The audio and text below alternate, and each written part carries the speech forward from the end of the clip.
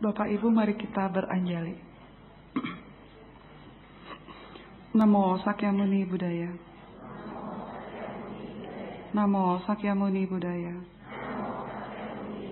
Namo Sakyamuni Buddhaya. Selamat pagi, Namo Buddhaya. Selamat tahun baru 2016. Semoga apa yang Anda cita-citakan tercapai. Yang minta sehat, dikasih sehat. Dengan catatan gak boleh membunuh, gak boleh menyakiti makhluk lain. Pasti sehat. Yang ingin kaya mesti banyak berdana. Jadi gak ada harapan di awal tahun. Hanya doa, segala-galanya tercapai. Jadi di awal tahun, kalau Anda ingin sehat, maka mulai sekarang Anda bertekad tidak membunuh, tidak menyakiti makhluk lain, tidak melukai makhluk lain. Yang ingin rezekinya lancar, coba melancarkan dulu rezeki orang lain, membuat orang lain sukses. Yang ingin bahagia, ya berpikiran positif, jangan berpikiran negatif. Kemudian yang ingin punya teman banyak, punya pacar atau mungkin nikah, sifat-sifat yang jelek harus dirubah supaya lebih baik lagi. Dengan demikian, awal tahun sampai akhir tahun, hidup Anda akan lebih mulus, lebih bahagia dibandingkan tahun sebelumnya.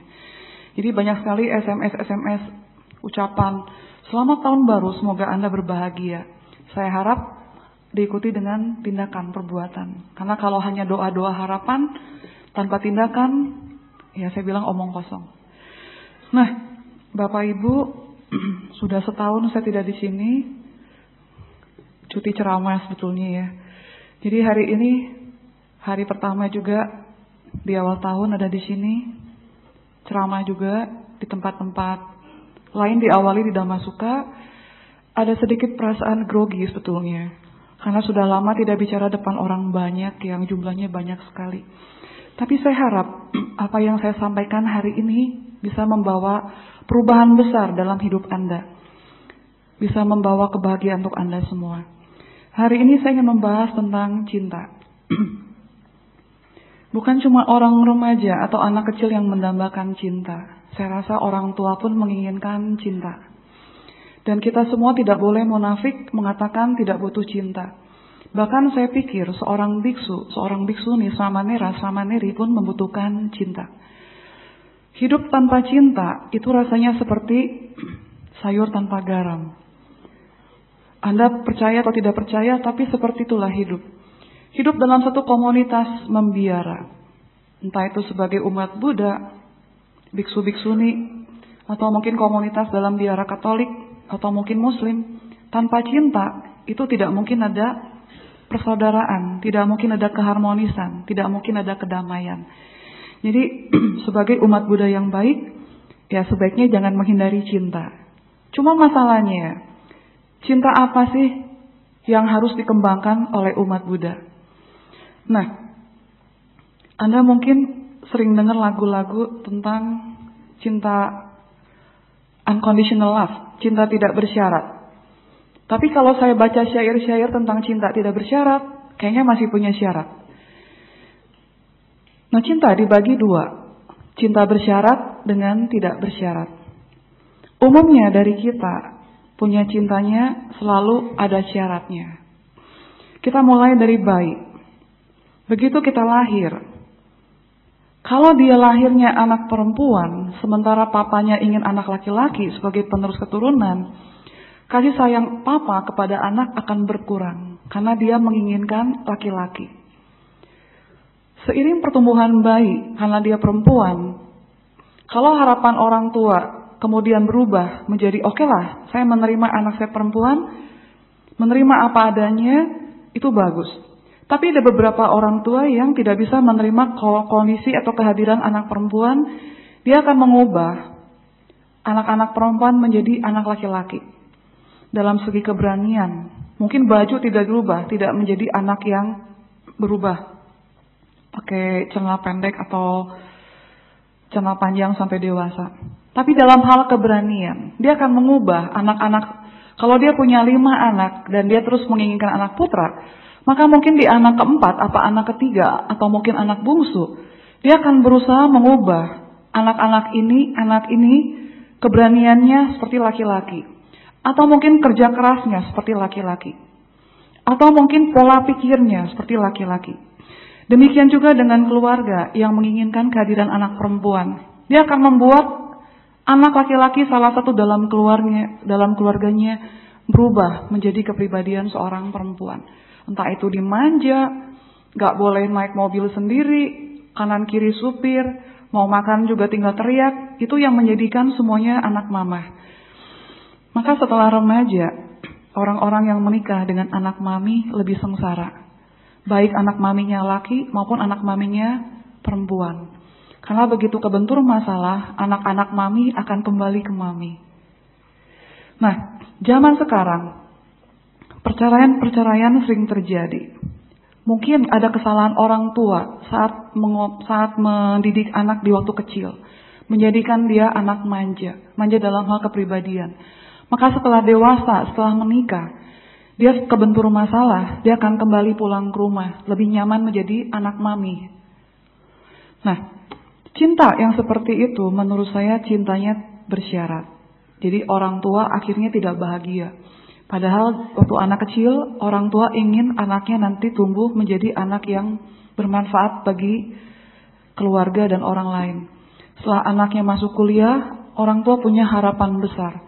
Tapi setelah anaknya selesai kuliah, mulai mencari pasangan, orang tua mulai sibuk mencari-carikan pasangan yang sesuai dengan selera orang tua. Kalau dia tidak sesuai dengan selera orang tua, anak akan dicegah sedemikian rupa supaya dia tidak memilih pasangannya tersebut, tapi akan terus beralih kepada orang-orang lain supaya sesuai dengan selera mama atau selera papa. Efeknya adalah setelah menikah, jadi korban orang tua, mulai timbul keributan-keributan. Akhirnya perceraian. Dan yang paling parah, ada sebagian orang tua malah mendukung perceraian anaknya. Padahal cinta yang benar-benar tanpa syarat bukan seperti itu. Nah, di sini kalau membahas tentang cinta, apa itu cinta? Ada orang yang bisa jawab definisi cinta. Ada juga yang langsung bilang cinta itu kepada makhluk lain. Cinta itu universal, cinta itu tanpa melekat. Tapi kalau kita bahas definisi cinta, cinta adalah satu perasaan. Cuma perasaan doang. Sama seperti perasaan marah, perasaan sedih, perasaan kecewa, perasaan senang, bahagia. Itu adalah perasaan. Demikian pula dengan cinta muncul. Maka kalau pepatah bilang, cinta muncul dari mata ke hati. Tapi zaman sekarang cinta muncul dari kantong ke hati. Berubah. Nah, zaman dulu para pujangga mungkin benar-benar murni dari mata turun ke hati. Asal lihat kelembutan seorang perempuan, dia langsung bisa mengutarakan dengan syair yang begitu panjang. Mukamu seperti bulan, jalanmu lemah gemulai seperti angin. Terus misalkan tangan kakimu seperti rusa. Jadi bayangkan seorang pujangga zaman dulu mendefinisikan keindahan seseorang yang dia puja dengan cara yang berlebihan. Tapi tidak di zaman sekarang. Cantik ya cantik, jelek ya jelek. Beruban ya beruban, gak ada perubahan. Nah, cinta adalah semacam perasaan yang tidak bisa dicegah, tidak bisa dikondisikan, dan tidak bisa dibuat-buat. Cinta itu natural, muncul spontan. Cuma nanti setelah berjalannya waktu, konsep kita terhadap cinta akan berubah. Gak punya uang, gak jadi cintanya, pindah ke hati lain. Atau ternyata dia jelek, makin dilihat makin jelek, gue gak suka. Juga cintanya akan hilang. Atau makin dilihat-lihat lagi, dia orangnya egois, saya cintanya berkurang. Nah, itulah cinta yang bersyarat. Cinta yang tanpa syarat adalah cinta yang benar-benar lepas dari segala macam jenis kelamin, agama, pendidikan, warna kulit. Itu cinta yang tanpa syarat. Nah, dalam satu artikel yang saya baca, cinta yang tanpa syarat ada 4 aspek. 4 aspek ini sudah biasa kita dengar, tidak asing lagi. Cuma sekarang bagaimana menggabungkan 4 aspek ini dipraktekkan dalam kehidupan sehari-hari supaya tahun 2016 cinta benar-benar berubah menjadi cinta yang tanpa syarat. Yang pertama adalah aspek meta atau maitri. Aspek meta atau maitri ini harus ada dalam diri tiap orang. Dan memang sudah ada. Cuma masalahnya, kadang-kadang dia naik turun frekuensinya. Kadang tanpa syarat, kadang bersyarat, kadang bersyarat, kadang tanpa syarat. Seperti itu terus naik turun. Karena kita latihannya, melatih pikiran, hanya seminggu sekali di Dhamma Sukha dalam waktu 2 jam, kebaktian doang. Sisanya adalah sibuk mencari uang, sibuk mengurus rumah tangga, sibuk menemani teman-teman kerja. Akibatnya pikiran terus jalan turun. Maka maitri yang harusnya ada dalam diri tiap orang, kadang-kadang naik turun, nggak jelas. Nah di sini namanya maitri harusnya satu tindakan untuk membuat orang lain bahagia. Tindakan, bukan hanya keinginan. Kalau cuma keinginan, belum termasuk maitri, belum termasuk metta. Jadi kalau Anda ada di antara Anda di sini yang namanya metta, berarti Anda harus ada tindakan nyata untuk membuat orang lain bahagia. Contohnya, tindakan nyata. Melihat orang lain sedang olahraga. Jangan bilang orang susah. Teman-teman sedang olahraga. Timbul panas kan? Panas. Karena jam 12 siang masih olahraga main basket. Lari-lari di lapangan. Nah timbul metanya. Saya membawakan air jeruk dengan es yang begitu banyak untuk teman-teman saya. Semoga dia hilang dari dahaganya. Itu adalah maitri, metta. Atau sedang duduk di sini. Di altar. Ada beberapa orang yang mungkin tidak bahagia di sini. Kita lihat dari raut wajahnya, tidak bahagia. Nah, kita ada tindakan nyata. Kemudian kita bilang, Bu, Anda tidak bahagia hari ini. Ayo ikut saya, kita bahagia-bahagia dengan cara meditasi. Kita ajak ibu ini untuk meditasi atau mendengarkan ceramah. Itu satu tindakan nyata untuk membuat orang lain berbahagia. Jadi kalau sampai hari ini, di tahun 2016, di awal tahun, Anda selama ini baru sampai keinginan untuk membuat orang lain bahagia. Belum sampai tindakan, mari kita mulai dengan action. Maka di luar sana, ada sekarang banyak kelompok-kelompok kecil yang mengadakan satu kegiatan-kegiatan untuk melakukan beramal. Membuat orang lain berbahagia. Nah ini Bapak Ibu boleh ikuti, boleh juga berdana tindakan nyata dengan cara memberikan makanan, pakaian, uang, atau mungkin nasihat-nasihat, atau mungkin cuma senyum aja pun tindakan nyata untuk membuat orang lain bahagia. Tindakan nyata yang paling sederhana membuat orang lain bahagia adalah setiap hari Anda bangun tidur, Anda tersenyum dengan anak Anda, atau dengan pasangan Anda, atau dengan pembantu. Itu yang tidak pernah diketemukan dalam keluarga. Kalau dulu masih pacaran, cuma senyum aja, udah langsung bahagianya seminggu. Tapi setelah menikah, kayaknya nggak ada senyum, sibuk. Begitu tidur jam 10, jam 11, bangun karena beker. Begitu beker bangun, dia langsung sibuk, mukanya ditekuk. Bukan karena marah, tapi karena masih ngantuk. Jadi dia sibuk. Suaminya bangun juga, dibentak-bentak misalkan. Tuh airnya di sono, jangan lupa apa segala macam dengan perintah-perintah. Coba Bapak Ibu mengawali di awal begitu bangun tidur, melihat pasangan di tempat tidur, yang sekeranjang atau yang tidak seranjang cuma bilang, good morning. Semoga hari ini kamu bahagia. Itu aja membuat satu hari langsung berubah jadi bahagia. Hubungan anak dengan orang tua pun seperti itu. Hubungan suami dengan istri, majikan dengan pembantu. Anda cuma senyum tiap hari sama pembantu. Selamat pagi Mbak, semoga hari ini kamu bahagia. Itu Mbak akan kerja di rumah kita 50 tahun. Gak akan pindah keluar rumah-rumah. Gaji kecil bagi dia gak apa-apa, yang penting hidupnya bahagia. Kepada istri, kepada suami, kepada mertua, pelan-pelan kita bilang, Mah, pagi Mah, semoga Mama hari ini bahagia. Itu mertua, ya kalau emang mertuanya galak, saya jamin pelan-pelan akan lumer. Tapi kita mesti belajar juga bahwa sifat-sifat orang tua, mungkin ada kekecewaan di masa muda sampai menikah. Nah kekecewaan ini menumpuk. Maka setelah punya mantu, dia masih penuh emosi. Kebetulan tempat sampahnya kita. Jadi Anda harus bahagia. Kalau jadi tempat sampahnya mertua, berarti Anda disayang sama mertua. Misalkan suami atau istri punya adik kakak ada 5 atau 6. Ke menantu-menantu lain, mertua gak terlalu berani. Beraninya cuma sama kita. Mau mukul, mau ngehajar, gak dikasih makan, dibentak-bentak. Berarti Anda bahagia. Kenapa harus bahagia? Dari sekian banyak mantu, berarti mertua perasaan lebih dekat sama kita. Makanya dia berani maki-maki kita. Berani marah-marahin kita. Orang kalau tidak ada kedekatan secara emosional, mau ngomong aja segan. Mau marah apalagi, lebih segan lagi. Contohnya mama dengan anak kandung sendiri. Kalau marah gak segan-segan, hantem terus saja anaknya. Gak peduli perasaan anaknya gimana. Tapi begitu muncul anak saudara, anak koko, anak cici, mau marah dibatasi dulu. Kenapa? Karena anak koko, anak cici, segannya muncul. Dan kita nggak mungkin marahi anak sepupu atau saudara kita dengan cara yang sama seperti kita marah kepada anak kita.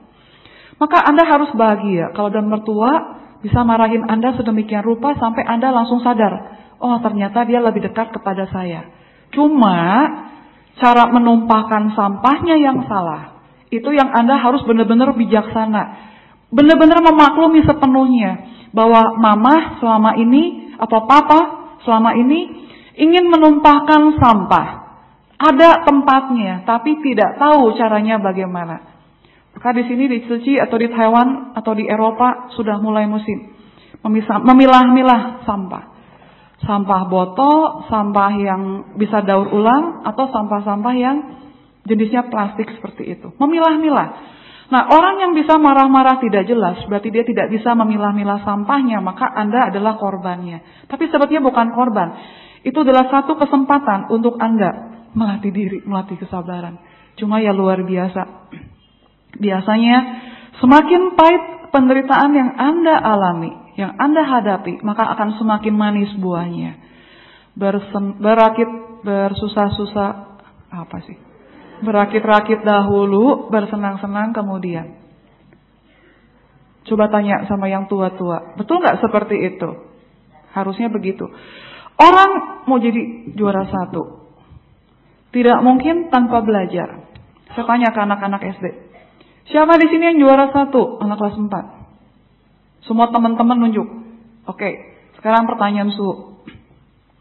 Kamu belajar seminggu sebelum ujian atau sehari sebelum ujian? Sehari sebelum ujian, Su. Aduh, dalam hati saya salah nanya ya.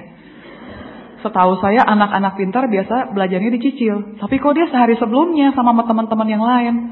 Oh, saya tanya dia lagi. Oke, bagus. Berarti kamu dengan teman-teman lain tidak ada bedanya. Berarti kamu dengan teman-teman lain sama derajatnya. Betul? Betul, dia bilang. Sekarang kepintaran saya lagi bertanya. Kalau begitu, sekarang bagaimana caranya kamu menjadi juara 1? Apakah kamu di kelas konsentrasi dan mendengarkan penuh saat guru menerangkan di kelas? Iya, saya nggak bicara, saya hanya fokus pada guru menerangkan di kelas. Oke, bagaimana dengan anak-anak lain? Anak-anak lain bilang, saya ada main bolpen, saya ada jahilin teman, ada apa. Nah, itulah membuat dia menjadi juara 1 karena walaupun belajar hanya sehari sebelum ujian, tapi ternyata ada proses pembentukan setiap hari sampai akhirnya dia menjadi juara 1. Dan semua orang mengakui, oh ya memang dia lebih daripada saya, bukan karena menyontek atau mungkin karena nilai manipulasi dari guru. Nah, di sini ada aspek yang maitri, membuat Anda harus ada tindakan nyata, membuat orang lain bahagia dengan cara-cara yang benar, bukan dengan cara-cara yang manipulasi. Aspek yang kedua adalah aspek karuna. Karuna adalah tindakan nyata untuk membuat orang lain lepas dari penderitaan. Kalau yang maitri atau meta ingin membuat orang lain bahagia, maka karuna ingin membuat orang lain terlepas dari penderitaan. Maka di sini ada Avalokitesvara, tangan 1000, depan Sang Buddha langsung. Beliau disebut dalam bahasa Mandarin Tatse Tapei. Maitri karunanya luar biasa. Selain Tatse, selain ingin memberikan kebahagiaan pada makhluk lain dengan tindakan yang nyata, beliau pun Tapei, Maha Karuna. Benar-benar membuat orang lain keluar dari penderitaannya. Nah, ibu bapak, adik-adik di sini harus seperti Avalokitesvara Bodhisattva. Benar-benar dari hati yang paling tulus membahagiakan makhluk lain. Bagaimana caranya supaya mereka semua keluar dari penderitaan, memperoleh kebahagiaan. Jadi doa-doa setiap hari untuk pelimpahan jasa. Semoga semua makhluk hidup berbahagia. Semoga semua makhluk hidup berbahagia. Seperti sepotong mantra diucapkan berkali-kali setiap hari. Semoga semua makhluk hidup berbahagia.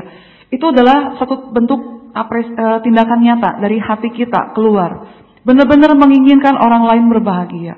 Doa yang setulus-tulusnya dari dalam hati. Bukan sekedar mulut atau karena kebiasaan di wihara mengucapkan sabesata bawantu sukitata.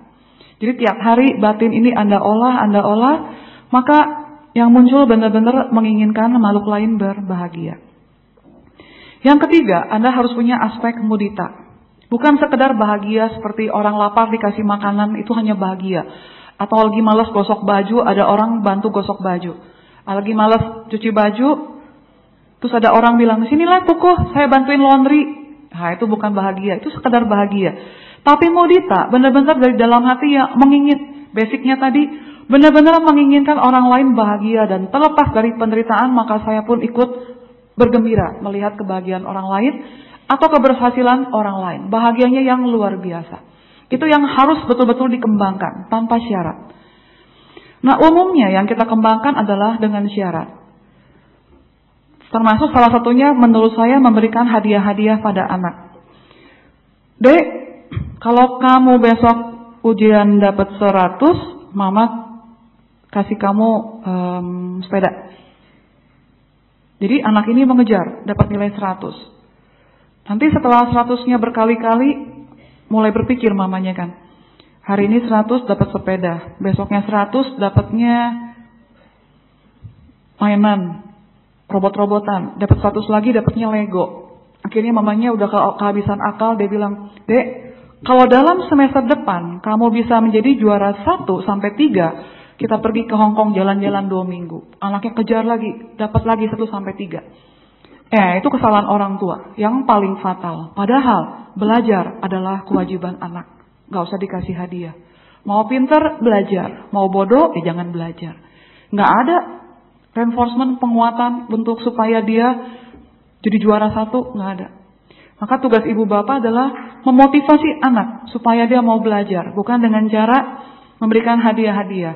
Jadi baru mudita. Melihat anak berhasil, tapi dengan cara yang salah. Namanya bukan lagi mudita, tapi duniawi.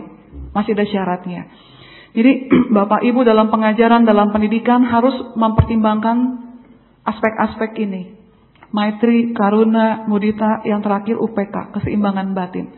Keseimbangan batin kalau bisa meditasi lebih bagus lagi. Tapi dalam hal-hal biasa keseharian, kita belajar tidak membeda-bedakan antara orang tua, orang muda, cacat, miskin, tua, hitam, kulit kuning, kulit apa, atau agama. Itu semuanya sama. Tanpa prasangka, tanpa bias, tanpa pikiran-pikiran negatif tentang orang lain. Benar-benar pure, benar-benar murni. Nah di sini 4 aspek itu yang mempengaruhi hidup kita. Kalau ingin Anda benar-benar hidup bahagia. Dalam satu artikel yang saya baca, disebutkan, terutama kitab-kitab suci Mahayana, disebutkan dalam doa-doa, terutama pelimpahan jasa. Semoga setiap makhluk memperoleh kebahagiaan dan akar-akar penyebab kebahagiaan. Karena kalau cuma memperoleh kebahagiaan, begitu kebahagiaan berbuah, selesai, lunas, maka yang muncul mungkin penderitaan. Maka ada doa tambahan berikutnya, semoga setiap makhluk memperoleh kebahagiaan dan memperoleh akar-akar penyebab kebahagiaan. Jadi kalau kebahagiaan pertama sudah selesai, dia masih punya akar-akar yang lain. Akar-akar ini suatu saat akan tumbuh, kemudian akan menjadi penyebab akar-akar kebahagiaan berikutnya lagi. Doa yang kedua, semoga setiap makhluk keluar dari akar-akar penderitaan dan sebab-sebab yang menyebabkan penderitaan semuanya bisa patah, bisa putus, bisa lenyap, bisa musnah. Jadi akar-akar ini yang harus Anda patahkan kalau dia negatif, dan akar-akar yang positif ini yang harus kita kembangkan. Nah kebanyakan orang lupa, hanya menikmati kemudian lupa untuk memutuskan penderitaan atau membuat lagi akar-akar kebahagiaan yang baru. Jadi ingat proses tentang hukum karma dan ketidakkekalan, bahwa segala sesuatu berproses dan akan ada perubahan. Maka bersyukurlah kalau ada perubahan, berarti ada harapan. Kalau ada perubahan, ada harapan, berarti kemungkinan kita bisa maju di masa yang akan datang. Nah akar-akar penderitaan Anda harus putuskan. Akarnya hanya 3, hanya dari loba, dosa, dan moha. Jadi saat berbuat sesuatu untuk tindakan membuat orang lain bahagia atau keluar dari penderitaan, Anda benar-benar harus terlepas dari 3 racun ini. Loba, dosa, dan moha. Untuk mendeteksi loba, dosa, moha ini, itu Anda butuh meditasi, atau mungkin Anda perlu baca buku, atau diskusi dengan orang-orang yang dianggap lebih bijaksana daripada kita. Jangan berdiskusi dengan orang-orang yang membawa kita pada kemajuan, kemunduran batin. Karena itu akan membuat kita batinnya tambah lama, tambah mundur. Contoh, seorang istri nih, karena tiap hari nganter anak sekolah, lama-lama dia punya komunitas. Komunitas apa? Komunitas itu apa? Nama tiap bulan, bukan asuransi, apa namanya?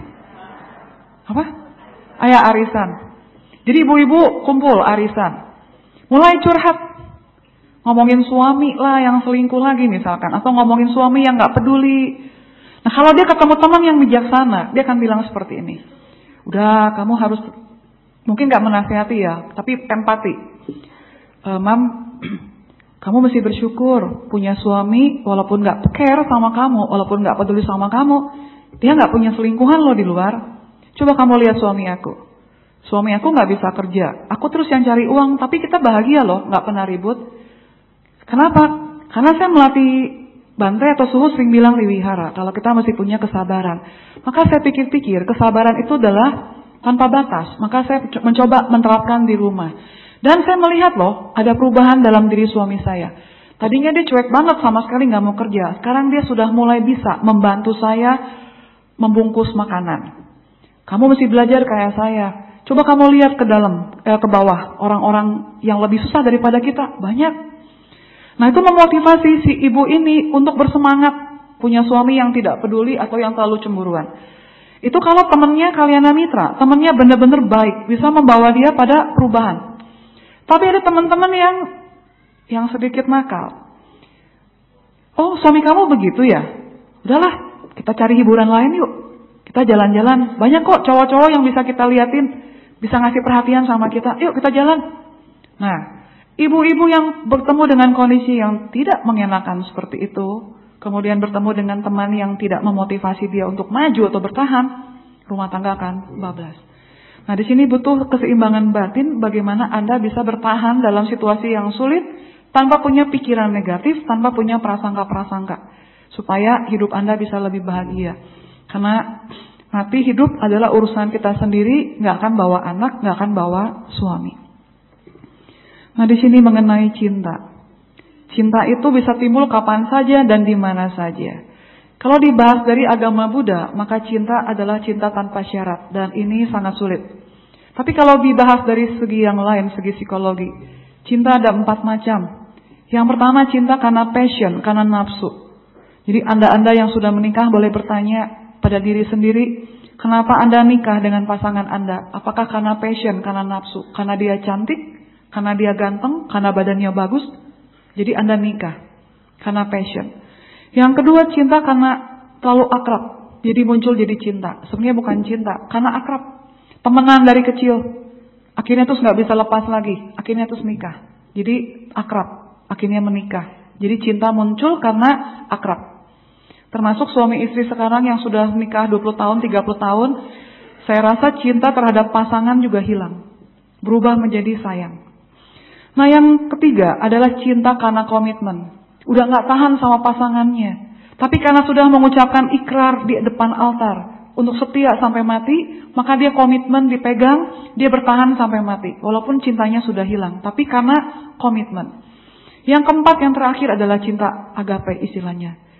Cinta yang berasal dari atas, dari pencipta lah kita bilang ya.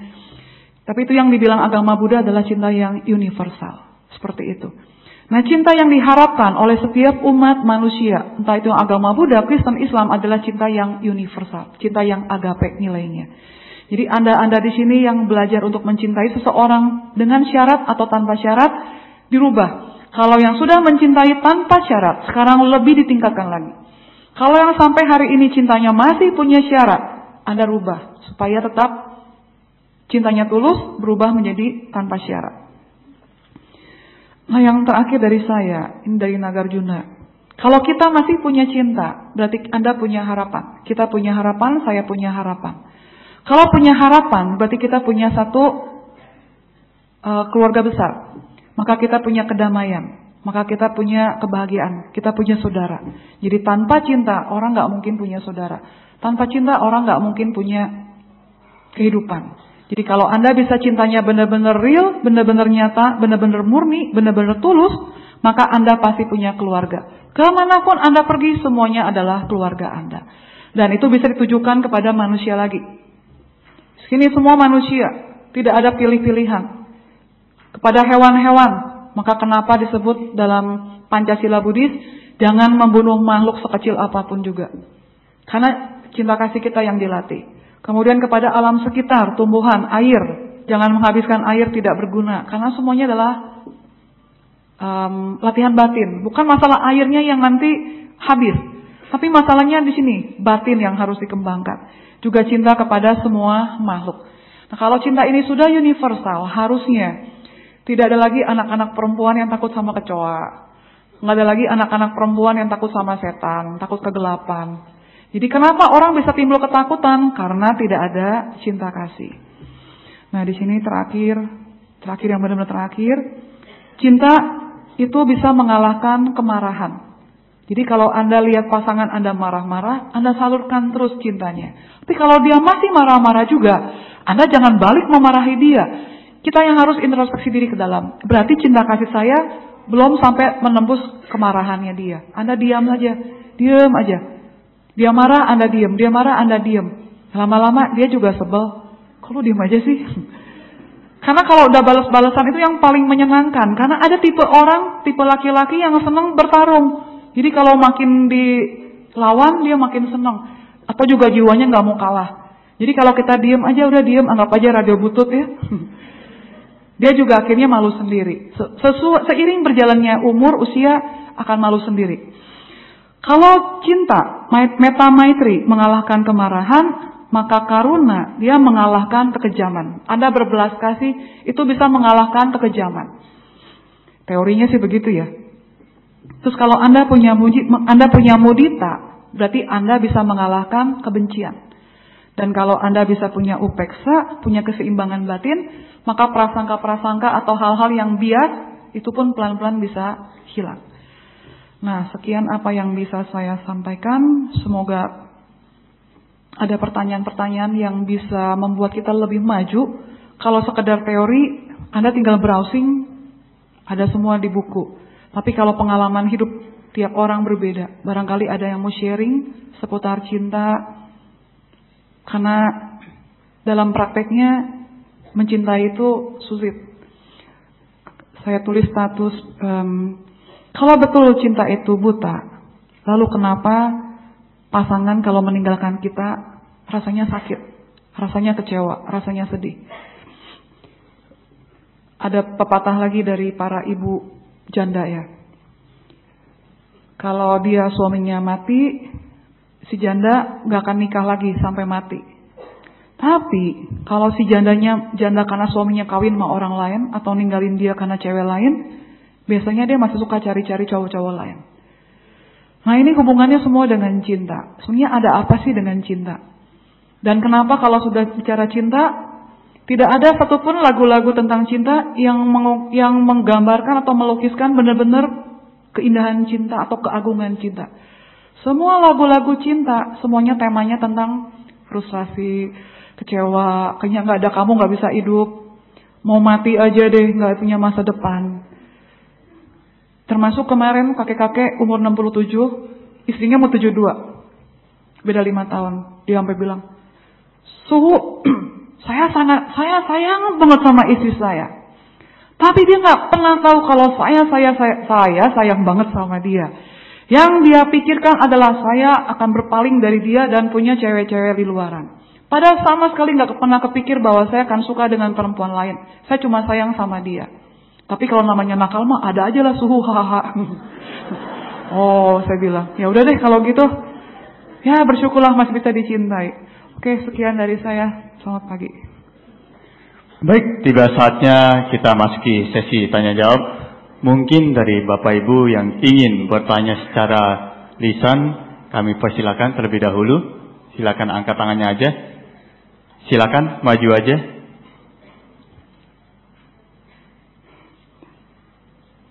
Ada yang ingin bertanya secara lisan? Silakan angkat tangannya aja.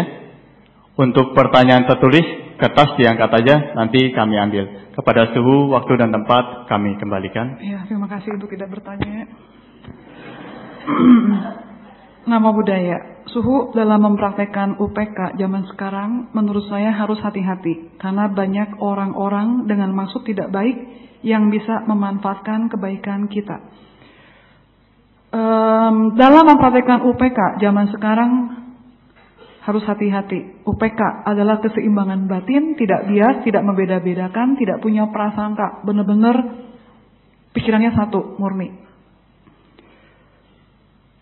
Baik, kebaikan adalah hal yang lain lagi. Anda berbuat baik, kebaikan. Dalam kebaikan harus mengandung UPK. Jadi kebaikan dengan UPK adalah hal yang berbeda. Saat Anda melakukan satu kebaikan, Anda harus punya keseimbangan batin. Artinya, saya tidak hanya berdana atau membantu orang lain, hanya orang-orang cacat, atau hanya anak-anak jalanan, atau hanya ke orang-orang tua. Tapi benar-benar ada UPK adalah saya menolong semua orang tanpa batas. Saya menolong tiap makhluk tanpa batas. Termasuk melepaskan makhluk hidup function. Ada orang yang bilang, suhu saya functionnya cuma mau burung, yang lain saya nggak mau. Itu memilih-milih. Nah itu yang harusnya nggak boleh. Harusnya makhluk manapun yang memang harus dibebaskan, Anda harus bebaskan. Mau kura-kura, mau belut, mau semut, mau apa. Itu adalah pembebasan tanpa syarat. Nah di sini zaman sekarang, kalau Anda betul-betul melatih kebaikan dengan tulus, Anda kemudian melatih UPK, itu sama seperti orang yang punya benteng. Bentengnya rapat banget. Senjata-senjata, kalau mau masuk itu susah masuknya. Kalau sampai bertemu dengan senjata beracun atau senjata yang mau bunuh kita, kalau Anda benar-benar benteng ini rapat, karena dalam kebaikan yang Anda latih, Anda menjalankan 5 sila. Tidak membunuh, tidak mencuri, nggak berzina, nggak berbohong, nggak minum minuman yang memabukkan, itu rapat sekali. Kalau sampai bertemu dengan orang-orang jahat, mereka harusnya nggak kena kita. Idealnya seperti itu. Jadi kalau sampai ada bolong-bolong di antara pagar-pagar yang kita buat, berarti kebaikan Anda yang harus Anda lebih rapikan lagi. Anda harus lebih banyak lagi menambal pagar-pagar ini supaya tidak lagi bolong. Jadi hal-hal buruk tidak lagi mengenai diri kita. Nah, kalau sudah rapat semua pagarnya, kemanapun Anda pergi, nggak akan takut lagi sama orang jahat, karena orang jahat yang takut sama kita. Kemanapun kita pergi, nggak akan takut lagi kelaparan, karena akan ada orang yang ngasih makanan sama kita. Kemanapun kita pergi, nggak akan lagi takut kedinginan, atau mungkin nggak ada tempat tinggal, karena semua orang akan ngasih makanan, ngasih tempat tinggal kepada kita. Kalau kita benar-benar latihannya rapat, benar-benar bagus, maka dimanapun kita berada, itu adalah kebahagiaan buat kita. Jadi saran saya adalah Anda boleh berhati-hati, tapi hati-hati juga jangan sampai hati-hati ini melukai diri kita. Karena hati-hati yang berlebihan akan menjadi kecurigaan yang berlebihan. Nanti lama-lama timbulnya ke paranoid.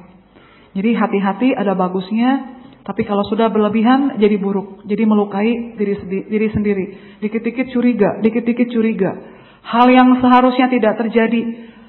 Tadinya bagus punya UPK, punya kebaikan, tapi mungkin cara latihannya salah, akhirnya hati-hatinya yang muncul sedikit, terus dipupuk, dikembangkan, lama-lama yang muncul adalah khawatir, lama-lama yang muncul curiga. Jadi hati-hati, jangan sampai si hati-hati ini bisa melukai diri kita. Jadi kalau saya pribadi sih ya, saya cuek aja. Yang penting saya berbuat baik pada orang dan saya percaya orang tidak akan melukai saya. Kalaupun sampai ada orang yang melukai saya, artinya karma buruk saya di masa lalu berbuah. Ya sudah, lunas. Seperti itu. Itu saya. Semoga menjawab. Yang kedua, nama budaya suhu. Pertama, saya ingin bertanya, apa karma dari seseorang yang berjualan telur? Telur apa? Telur ikan, telur ayam yang memang harusnya untuk menghasilkan ayam lagi, itu salah satu mendukung pembunuhan. Nah, orang-orang yang mendukung pembunuhan, entah itu menyuruh sendiri atau melihat pembunuhan kemudian turut bahagia, atau tidak melihat tapi nyuruh orang lain membunuh, tetap pendek umur, badannya sakit-sakitan, tidak bertemu dengan dokter atau obat yang cocok. Seperti itu. Jadi kembali kepada cetananya si orang yang jual telur, tujuannya apa? Kalau emang ada kesempatan untuk merubah pola, merubah mata pencaharian, sebaiknya ya diganti, jangan jualan telur. Ganti dengan kue tanpa telur, tapi resiko nggak laku sih memang ya, karena nggak enak kue tanpa telur, keras. Atau mungkin ganti dengan jual obat, atau jual dengan Anda menjual obat berarti membuat orang lain sehat, Anda akan memperoleh kesehatan. Kalau Anda berganti profesi jadi tukang jual buku, alat tulis, karena buku simbol dengan widya, pengetahuan atau kebijaksanaan, Anda hidupnya nanti akan penuh dengan kebaikan, kebijaksanaan atau mungkin kecerdasan. Kalau Anda berjualnya buah-buahan, ya Anda makin menyadari ada yang asam, ada yang manis, karma pun seperti itu, ada manis, ada pahit, jadi Anda batinnya harus tetap tenang. Kalau Anda mau jualan sepatu, ya Anda lihat ada pembelajaran juga dalam penjualan sepatu. Oh, ternyata orang itu nggak boleh sombong. Sepatu semahal-mahalnya 5 juta, 10 juta, posisinya tetap ada di bawah. Tapi kalau nggak pakai sepatu, malu. Terutama orang-orang kaya, bos-bos, kalau udah meeting dengan bos-bos lagi, terus nggak pakai sepatu, malu. Beli sepatu yang 1 juta, 2 juta juga malu. Yang 10 ribu, 20 ribu juga malu. Dipikir orang-orang kaya ini pelit. Tapi tetap, semahal-mahalnya harga sepatu, dia ada di bawah. Dan dia nggak mungkin sombong, tetap aja posisinya di bawah. Tapi tanpa sepatu pun nggak bisa hidup. Jadi dalam hal apapun, kalau bisa ganti profesi, janganlah profesi yang bisa merugikan makhluk lain atau menyakiti makhluk lain. Kalau orang-orang ini sadar, tidak lagi menjual ayam yang sengaja dipotong, tidak menjual ikan yang sengaja dipotong, benar-benar menjual bangkai, manusia pasti bebas dari kebencian, bebas dari pembunuhan-pembunuhan. Hidupnya akan lebih panjang umur lagi. Cuma sekarang, mau nggak merubah mindset itu supaya kita makan dagingnya bangkai aja. Yang sudah mati, sapinya sudah mati baru dijual. Karena buat sapinya sendiri jelas ada pahala. Apalagi untuk orang-orang yang melatih diri. Maka dibilang misalkan, Mahayana nggak boleh makan daging, kalau Bante boleh makan daging. Konsepnya adalah saat sapi dipersembahkan kepada Bante, Bante pun akan mendoakan semoga pengorbanan dari para sapi atau hewan ini, entah itu ayam atau mungkin seafood, itu bisa membuat mereka lahir di alam bahagia. Jadi ada penyerahan total, berdana tubuhnya sendiri. Hewan bisa berdana tubuhnya sendiri, itu luar biasa. Kita aja sulit berdana tubuh kita, donor mata, donor ginjal, donor jantung sulit. Jadi kalau ada hewan sampai bisa memberikan persembahan tubuhnya, kasih mantra-mantra, kasih bacaan parita-parita, supaya dia bisa melepaskan, merelakan tubuhnya. Nah, ini cerita tentang nenek yang tidak bisa, seorang perempuan yang tidak bisa melepaskan kemelekatan pada tubuhnya. Di kelahiran ada seorang laki dan perempuan pacaran. Pacaran sudah dilamar, kemudian si perempuan ketemu dengan cowok kedua. Mau nikah sebentar lagi, cowok ini diputusin, tiba-tiba nikahnya dengan cowok yang berikutnya ini, yang baru dikenal, yang gak kenal sama sekali. Akhirnya cowok kedua nih frustrasi, cowok pertama nih frustrasi. Dia bilang, kenapa? Kita pacaran segitu lama, udah mau nikah, kok dia putusin saya malah nikah dengan orang yang sama sekali tidak dikenal. Akhirnya terus ya biasa bertemu dengan orang-orang yang bisa melihat masa lalu. Akhirnya ketahuan kalau si perempuan ini dulunya adalah seekor bangkai, saya lupa bangkai binatang apa. Ada 3 laki-laki yang lewat. Laki-laki pertama cuek, laki-laki kedua memberikan selimut. Nah, itu yang jadi pacarnya itu. Laki-laki ketiga lewat, lihat ada bangkai pakai selimut, kemudian dia ambil, dia gali lubang, dia kuburkan. Jadi kenapa terjadi pernikahan di kelahiran sekarang dengan laki-laki yang tiba-tiba muncul dalam kehidupan? Karena si perempuan ini merasa utang budi. Untuk membalas budi, maka dia bersedia nikah dengan laki-laki yang sama sekali tidak dikenal. Sementara sama yang kedua, dia cuma timbul rasa terima kasih. Makanya makanya mereka pacaran terus sampai ke menjelang pernikahan akhirnya putus. Ada pasangan suami istri, anak dengan orang tua atau majikan dengan karyawan pun kira-kira seperti itu. Ada hubungan-hubungan yang seperti itu karena kasihan atau karena balas budi di masa lalu. akhirnya disakitin, diapain pun tetap aja terima. Itu semua pengaruh di masa lalu. Jadi kalau memang ada kelahiran sekarang bisa berganti profesi yang bisa mendukung kita ke arah yang lebih baik dan lebih baik lagi, kenapa tidak? Kenapa Anda harus takut untuk mencari profesi yang baru, melepaskan semuanya? Saya bertemu dengan satu orang yang cukup kaya, orang pulau, orang seberang. Dia punya tongkang, ya namanya orang Bagan, semua tahu ya, kerjaannya semua di ikan. Begitu dia dengar ceramah, bagaimana tentang karma buruknya, kalau dia sampai bisa membunuh, apalagi dia menghasilkan ikan dari laut, dijual, dia jual semua tongkangnya, ganti profesi. Ganti profesinya ke perusahaan membuat makanan-makanan vegetarian. Langsung dia jual semua saham-sahamnya. Itu merupakan hal yang luar biasa. Berani mengambil tindakan nyata, merubah profesi, walaupun dengan resiko barang yang dia jual tidak laku. Karena harus bersaing dengan produksi-produksi vegetarian yang benar-benar asli ya, kangkung lah, bukan yang palsu-palsu seperti itu. Tapi dia benar-benar ambil dari kacang kedelai, dia produksi, dia olah lagi. Tapi cara dia mengubah mindset untuk mengganti profesi itu yang luar biasa. Dan sulit bagi kita yang bisa seperti dia. Sulit. Kebanyakan orang masih melekat. Waduh, nanti kalau gua ganti, gimana omset kalau turun? Anak-anak mau makan apa? Susu aja bisa nggak kebeli. Nah, ketakutan-ketakutan seperti itu yang kadang-kadang membuat jalan kita jadi buntu. Nah itu. Nah, pertanyaan kedua. Apa karma buruk yang dilakukan oleh seorang anak yang orang tuanya bercerai? Permasalahannya bukan karma buruk si anak ya. Mungkin ini bicara tentang masa lalu. Di masa dulu, misalkan saya lah, kelahiran dulu atau kelahiran sekarang, kalau ada orang yang berantem lagi ribut rumah tangga, harusnya tugas saya adalah mendamaikan. Bagaimanapun juga harus akur, harus sampai tua, gak boleh cerai. Terus berusaha mati-matian saya damaikan. Maka suatu saat kalau saya menikah atau saya punya pasangan akan langgeng. Tapi kalau saya tugasnya sekarang berbalik, udahlah cerai aja, ngapain punya laki kayak gitu. Udah pisah aja sama orang tua kamu, ngapain sih punya mama kayak begitu, kamu samperin terus. Mama kamu gak punya aturan. Udahlah kamu ngapain mainan sama dia, tinggalin aja, teman masih banyak bukan cuma dia satu. Memisah-misahkan hubungan orang. Nah, kemungkinan lahir lagi kita yang bercerai atau kita pisah dengan orang-orang yang dicinta. Salah satunya adalah punya orang tua yang terpisah, bercerai. Jadi kenapa kita sampai kapanpun juga walaupun tahu suami istri sudah gak bisa lagi dipertahankan rumah tangganya, tetap aja mulut harus bicara. Akur. Maafkan. Ayo bertahan. Pokoknya perceraian bukan keluar dari kata kita. Tapi kalau Anda mau cerai, terserah. Supaya tidak kena karma buruk berpisah dengan orang-orang yang dicinta. Seperti itu.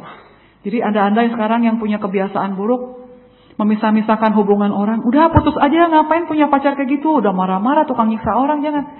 Kita ngasih pandangan sama dia. Pacar kamu suka mukul. Pasangan kamu suka mukul. Orang tua kamu suka mukul. Ya udah, kamu sabar aja ya. Toh orang tua kamu karena tidak bijaksana, karena gak punya pengertian, makanya dia bisa mukul kamu. Sekarang kamu mesti belajar yang benar tentang kesabaran. Terus kamu pelan-pelan merubah. Coba kamu introspeksi diri. Apakah ada dalam diri kamu yang bisa membuat orang lain tuh kesel? Nah, kita mulai mikir ke dalam. Oh iya ada. Saya kalau ngomong nyablak. Saya kalau ngomong sembarangan, jadi orang mungkin dengarnya nggak seneng. Nah itu kamu harus rubah. Kamu kalau mau ngomong dipikir dulu. Atau ada lagi misalkan, kamu tahu nggak penyebab kamu? Kenapa bisa kamu dibenci orang? Saya nggak tahu. Oke lah kalau kamu nggak tahu, kita survei ke teman-teman ya, kita tanya. Oke teman-teman semuanya coba kasih masukan ke teman kita satu ini. Kenapa sih kok dia ketemu suami atau ketemu istri yang nggak suka sama dia? Anak juga kayaknya nggak menghormati dia. Bahkan mungkin teman-teman kita sendiri tidak lagi menghormati dia. Nah, mungkin muncul tuh masukan-masukan. Habis dia badannya bau, malas mandi, malas ganti baju. Nah itulah kamu harus berubah. Makanya suami kamu marah-marah. Oh iya ya, ada perubahan. Nah itulah baru hidupnya lebih bahagia. Jadi kadang-kadang masukan-masukan dari orang membuat mata kita terbuka. Jadi jangan abaikan masukan-masukan dari orang ketiga. Jadi jangan menyuruh orang untuk bercerai, tapi kita yang harus cari masukan-masukan dari orang lain. Kenapa sih? Apa sih yang salah sama diri saya sampai orang itu mau ninggalin saya? Kalau kira-kira udah nggak ada yang salah, ya udah tanya, kamu kenapa mau ninggalin saya? Misalkan dia bilang, habis saya udah kecantol sama orang yang lain lagi yang lebih muda, lebih cantik daripada kamu. Ya udah nggak apa-apa, kamu pergi aja. Tapi ingat baik-baik ya, pintu rumah ini selalu terbuka buat kamu. Kapan kamu susah, kamu datang lagi kembali ke rumah ini. Saya siap menerima kehadiran kamu. Istri kalau bisa ngomong gitu sama suaminya, saya jamin rumah tangga kedua, ketiga, kelimanya pasti nggak bahagia. Pasti dia akan kembali ke rumah istri pertama. Sama seperti mama. Walaupun mamanya marah-marah terus sama anak, marah terus, disabet, dipukul. Saat anak susah, pasti yang diingat tetap orang tua.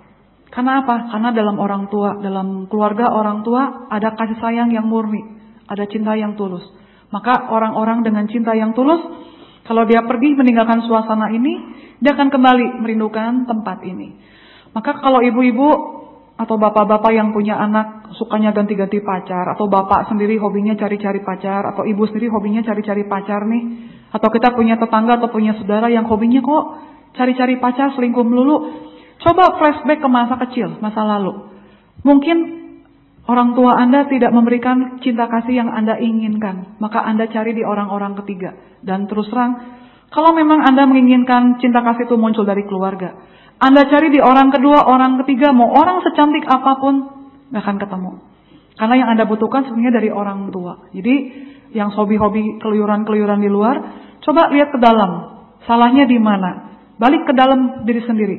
Mungkin ke masa lalunya. Ada yang salah dengan pendidikan orang tua.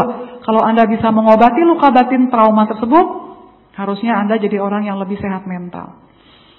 Nah, pertanyaan ketiga. Bagaimana caranya agar cinta yang kita berikan itu murni dan tidak berdasarkan nafsu? Yang tadi saya kasih tahu, ada 4. Meta, karuna, mudita, dengan UPK. Itu yang harus Anda latih supaya murni, tidak berdasarkan nafsu. Tapi untuk awal-awal mungkin masih nafsu ya, yang belasan tahun. Kalau pacaran masih nafsu. Nggak mungkin muncul spontan. Karena biar bagaimanapun, tubuh ini ada fisik, ada badan jasmani, ada kebutuhan-kebutuhan biologis. Jadi Anda sendiri yang tiap hari harus benar-benar introspeksi diri. Ini cinta apa yang muncul? Cinta apa yang muncul? Terus pembelajaran. Seperti itu. Maka pelan-pelan berubah menjadi cinta yang universal. Tiap hari harus belajar. Kemarin saya ketemu sama orang ngobrol-ngobrol, akhirnya saya menyimpulkan bahwa kan Anda pasti pergi ke mall, nggak mungkin nggak pergi ke mall. Ada eskalator. Eskalator ini berjalan terus. Hidup seperti eskalator yang jalan terus, nggak akan nungguin kita. Jadi kalau kita mau naik ke atas level berikutnya, kita harus melangkahkan kaki untuk naik eskalator sampai ke tingkat berikutnya yang kita mau. Tapi ada beberapa orang yang pengen naik tapi takut eskalator. Akhirnya dia cuma diam di bawah eskalator. Hidup berproses, eskalator terus jalan. Kalau Anda tidak berusaha melangkahkan kaki naik eskalator, Anda akan ketinggalan, orang-orang ini akan terus naik ke atas. Akan transfer nggak tahu ke daerah mana lagi. Dalam kehidupan pun terus bergulir seperti itu. Kalau Anda tidak ingin maju atau Anda tidak mau maju, Anda hanya stuck di tempat, artinya Anda mundur. Jadi kalau Anda ingin maju, Anda harus ikutin zaman. Anda terus maju. Dan Anda harus meningkatkan kualitas diri. Salah satunya bicara tentang cinta. Kalau dari awal-awal cinta yang muncul karena passion, karena nafsu, karena komitmen, karena kelekatan. Sekarang sudah tahu ada meta, karuna, mudita, dan UPK. Anda rubah pelan-pelan. Karena itu adalah pembelajaran. Jangan cuma nunggu di bawah eskalator. Karena eskalator jalan terus. Dia harus mengantarkan orang-orang naik ke pesawat. Dan pesawat sudah nunggu. Orang-orang ini semua naik pesawat dan terbang ke atas. Anda kalau nggak naik eskalator, Anda nggak akan pernah naik pesawat, dan Anda akan mati sia-sia. Nanti saatnya tua, Anda akan bilang, sudah tua, ternyata saya belum melakukan apa-apa. Akan muncul hampa, mulai muncul takut mati, muncul kesedihan, muncul air mata. Jadi Anda harus naik eskalator untuk naik ke atas. Demikian juga pembelajaran tentang cinta. Terus belajar. Cinta yang makin terus diasah, makin terus digali, lama-lama berubah menjadi cinta yang universal. Jadi jangan tanya sama bantai-bantai atau biku-biku. tentang cinta universal di saat Bante atau biku tersebut masih muda. Secara teori bisa saya hafalkan, tapi secara praktek, jadi biku baru 5 tahun bicara tentang cinta, akan berbeda jawabannya dengan orang yang jadi biku sudah 20 tahun. Akan beda pula dengan jawaban biku yang sudah jadi biku selama 50 tahun. Karena ada praktek, ada perubahan. Jadi Anda bicara cinta di usia 50 tahun, akan berbeda dengan cinta di usia 17 tahun, akan berbeda juga nanti cinta di usia 80 tahun. Semuanya topiknya sama, cinta. Tapi karena kacamata kita berbeda, pandangan kita berbeda, kebudayaan kita berbeda, pola pikir berbeda, pendidikan kita terus ngasahnya berbeda, lama-lama persepsi tentang cinta akan berubah. Mungkin ini yang terakhir ya. Saya memiliki pacar berbeda agama. Sampai saat ini kami saling menghargai dengan saling mengikuti kegiatan besar masing-masing agama kami. Apakah hal seperti ini bisa dipertahankan dengan cinta atau harus disamakan agama kami? Agama hanya bikinan orang supaya orang tidak kacau, supaya orang bisa punya pegangan hidup. Yang diambil adalah jangan lihat agamanya Buddha, terus belajar tentang riwayat Pangeran Siddhartha, atau yang agamanya Kristen Katolik bicara plek teori. Kita lihat persamaannya. Dalam agama Buddha, Kristen, Katolik, Islam semua bicara tentang cinta kasih, bicara tentang kebijaksanaan. Bagaimana cara mendidik anak? Dengan cara yang universal. Bukan dengan cara agama Buddha, karena Buddha tidak mengajarkan agama Buddha. Yang Buddha ajarkan adalah bagaimana orang supaya menjadi manusia yang baik seutuhnya luar dalam. Itu yang harus dipegang. Jadi jangan karena agama Anda berantem, jangan gara-gara agama terus Anda gontok-gontokan. Karena percuma, agama dibikin orang. Nilai-nilai yang harus diambil. Contohnya, oke, saling menghormati, sudah baik. Sekarang, menjelang ke pernikahan, menjelang pernikahan, belum menikah. Anda atur berdua. Bicara pola asuh. Setelah kita menikah dan punya anak, dengan cara apa kita mengasuh anak kita? Apakah saya yang dibesarkan oleh keluarga yang otoriter, segala serba tidak boleh, segala serba diatur orang tua, boleh menerapkan sistem otoriter ini kepada anak saya? Karena itu yang sudah saya ketahui selama ini. Atau mengikuti pola asuh dari orang tua kamu yang segala-galanya serba bebas, serba bablas, serba oke. Nah, bicara, diskusi berdua. Akhirnya yang otoriter bilang, ngikutin lu apa ngikutin gua nih? Lu kan serba bebas, pulang malam gak pulang juga gak jadi masalah. Cuma kebetulan lu agamanya kuat. Jadi mungkin sampai hari ini lu masih anak baik-baik. Sedangkan gua nih jadi cowok, orang tua otoriter. Gua ngelangkah ke kanan gak boleh, ke kiri gak boleh. Gua udah kayak robot begini. Jujur aja gua gak bahagia. Karena saya pengen jadi diri saya sendiri. Dan kalau sekarang sistem ini gua terapin ke anak gua, kayaknya gue yakin anak gue lebih menderita daripada gue. Walaupun mungkin ada perbedaan sedikit. Atau nerapin cara kamu, segalanya serba oke. Kalau nerapin cara serba oke di zaman sekarang, kayaknya 2-3 SD anak kita udah kabur tuh. Ikut sama orang, beda sama pendidikan kita zaman dulu. Nah, diskusi dengan cara seperti itu, mencari orang ketiga, tokoh solusi. Oh, pola asuh ada 3, ada 4 macam. Ada yang permisif, ada yang otoriter, satu lagi otoritatif. Kadang boleh, kadang enggak, kayak main layang-layang, tarik ulur. Oh, masih ada cara kedua, ada cara ketiga. Oke, gimana caranya? Contohnya, Pak, saya mau permen. Cuma permen simple, tapi kadang-kadang bikin rumah tangga berantakan. Satu papanya kasihan, lihat anak gak bisa guling-guling, mamanya atau lagi tega. Tepin, jangan dikasih. Akhirnya pulang ke rumah, berantem berduaan sampai cerai. Gara-gara permen. Ini yang harus dari awal bereskan. Kalau anak sampai kejadian di mall guling-guling, gua sebagai papa mesti gimana? Biarin aja. Kan anak lu kan cuma guling-guling doang. Ntar juga kan dia juga sembuh sendiri. Oke, tapi kan gua malu. Kayaknya gua pelit banget tuh jadi orang. Nah kan kembali permasalahan adalah kita yang takut dikatain orang. Oke, alasan kamu kenapa membiarkan anak sampai guling-guling di mall kalau sampai dia minta ngotot beli permen atau beli mainan? Karena saya pikir dia cuma cari perhatian. Terus kita mesti mikir panjang ke depan. Kalau anak tiap kali guling-guling kita belikan, anak tiap kali guling-guling kita belikan. Besok lusa dia minta pesawat terbang, kita mau guling-guling, kita yang guling-guling nanti lama-lama. Mati sendiri. Kita mesti mikir panjang ke depan, bukan sekedar permen. Tapi batinnya yang harus diolah. Oke, kalau gitu sepakat. Lalu sekarang kesepakatan berikutnya. Kalau sekarang mama lagi marahin anak di depan papa, papa harus kemana? Apakah harus nonton anaknya dimarah-marahin tapi hati nggak suka? Atau papa harus pura-pura pergi ke kamar mandi? Atau papa pura-pura nonton TV tapi kuping dipasang mau denger mamangnya lagi ngomong apa? Atau ikutan mencegah anak supaya jangan dimarahin? Nah itu kan salah satu yang harus di awal dibicarakan, tidak membahas agama. Agama kan bicara spiritual, tapi kenyataannya adalah bukan bicara agama, bicara tentang pola asuh. Oke, sekarang mama kamu datang. Mama kamu datang terus minta makan. Oke, gua masakin. Tapi terus makanannya dibuang. Alasannya, makanan lu keasinan, gua gak suka, nanti gua darah tinggi, gua bisa kena stroke. Sekali dua kali gua tahan. Kalau terus seperti itu, terus gua ngomong kasar sama mama lu bela gua apa bela mama lu?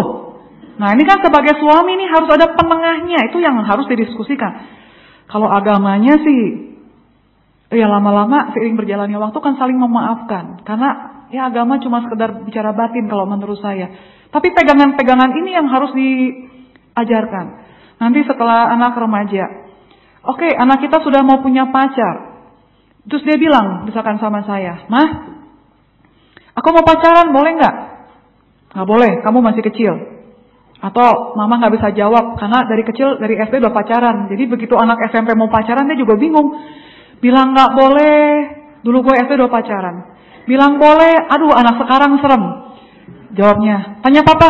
Kalau papa bilang boleh, ya boleh. Kalau papa bilang nggak boleh, berarti nggak boleh. Tanya papanya. "Pak, aku boleh pacaran nggak?"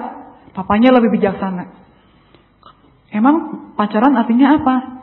"Itu loh Pak, belajar bareng, ngobrol bareng, kemana-mana pokoknya bareng berduaan terus gitu." "Oh, terus kamu nggak bosan berduaan terus?"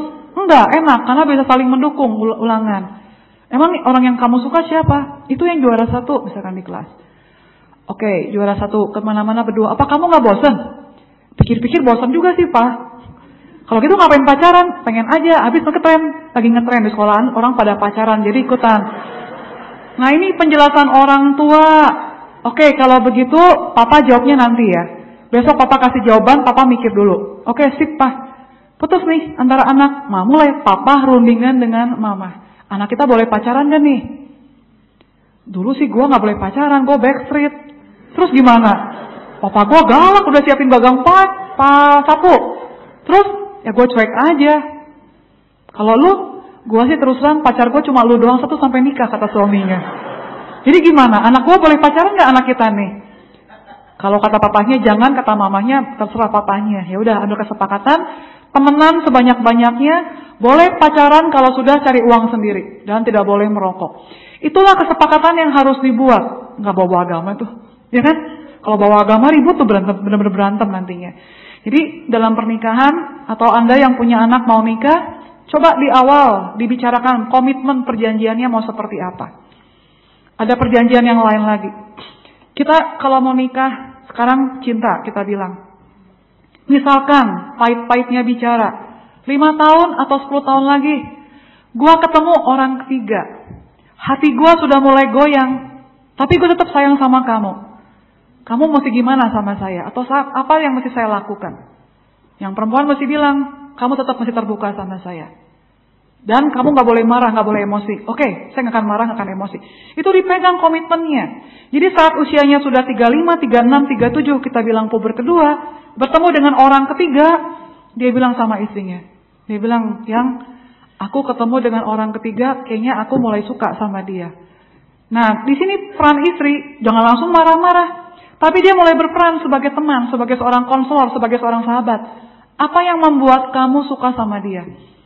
Mungkin dia perhatian sama saya.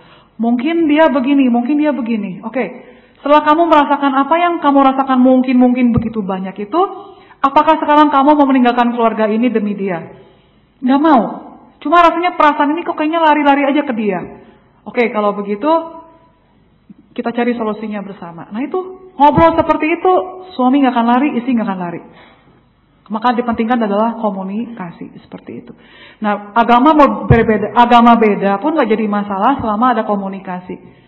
Kemudian pola asuh berbeda pun nggak apa-apa selama ada komunikasi yang baik. latar belakang keluarga berbeda pun nggak apa-apa. Yang penting ada komunikasi yang baik dan berusaha saling memahami orang lain. Kalau gue jadi dia, gue mesti gimana? Seperti itu. Agak sulit, tapi kalau dipraktekkan kayaknya luar biasa. Luar biasa. Anda akan hidup seperti di alam surga, alam para dewa. Seperti itu. Oke, itu yang bisa saya sampaikan dan bisa saya sharingkan. Kita beranjali, kita pelimpahan jasa.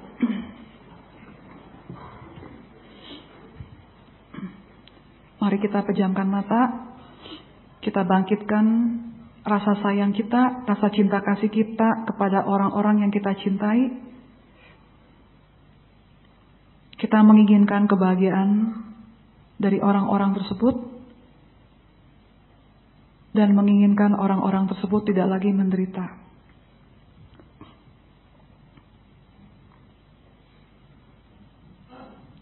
Kita bayangkan musuh-musuh kita pun sama, mereka lebih menderita daripada kita. Kita pun menginginkan kebahagiaan dari mereka semua.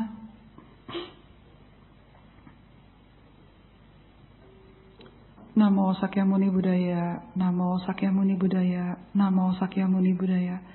Terpujilah para Buddha Bodhisattva Mahasatwa di 10 penjuru alam di 3 masa. Pada hari ini kami semua berkumpul di sini untuk mendengarkan dharma-Mu, untuk bersama-sama melakukan ritual kebaktian. Apa yang harus kami latih adalah mengembangkan batin kami supaya lebih luas seperti samudra, mempelajari dharma sedalam-dalamnya agar kebijaksanaan kami semakin bertambah. Dalam perjalanan hidup kami, kadang-kadang kami masih menemukan kemarahan, kemalasan, kesombongan, pikiran-pikiran negatif, prasangka-prasangka buruk terhadap orang lain.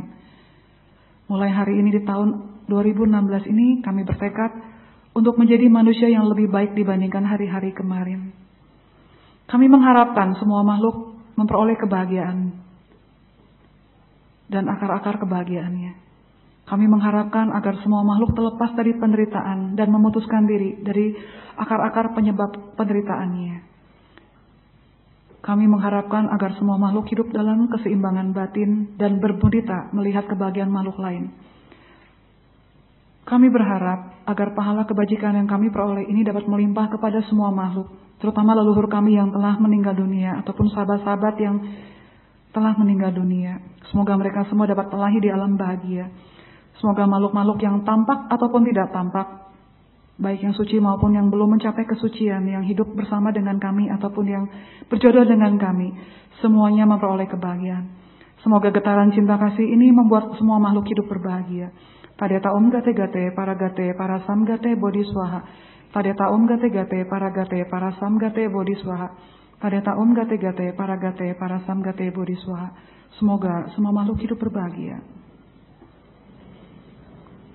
Ya, pesan terakhir dari saya, semakin banyak kepahitan-kepahitan dalam hidup Anda, semakin harus besar syukur Anda terhadap kepahitan tersebut.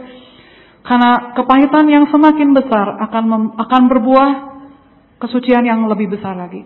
Jadi kalau pahitnya cuma kecil, maka kebahagiaan Anda pun kecil. Tapi kalau Anda memperoleh penderitaan yang begitu luar biasa besar, maka nanti akibat karmanya kebahagiaan Anda akan lebih besar lagi. Kalau dibilang Mandarin, fanal, kotoran batin akan berubah menjadi putih, benih-benih kebudaan. Jadi carilah penderitaan sebanyak mungkin, karena itu adalah penyebab Anda untuk memperoleh kebahagiaan sebesar mungkin. Selamat siang, semoga Anda semua berbahagia. Namo Buddhaya.